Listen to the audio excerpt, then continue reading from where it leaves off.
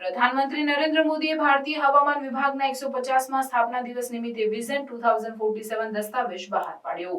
પ્રધાનમંત્રી નરેન્દ્ર મોદીએ 14 જાન્યુઆરી 2025ના રોજ ભારતીય હવામાન વિભાગના 150મા સ્થાપના દિવસના અવસરે વિઝન 2047 દસ્તાવેજનું વિમોચન કર્યું।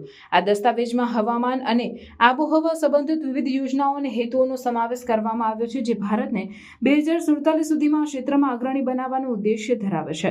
વિઝન 2047 દસ્તાવેજમાં હવામાનની આગાહી, હવામાન વ્યવસ્થાપન અને આબોહવા પરિવર્તનના શમન માટેની વિવિધ યોજનાઓનો સમાવેશ કરવામાં આવ્યો છે। આ દસ્તાવેજનો મુખ્ય હેતુ હવામાન અને આબોહવા સંબંધિત પડકારોનો સામનો કરવા માટે ભારતને સજ્જ બનાવવાનો છે, જેથી દેશ 2047માં આ ક્ષેત્રમાં અગ્રણી બની શકે।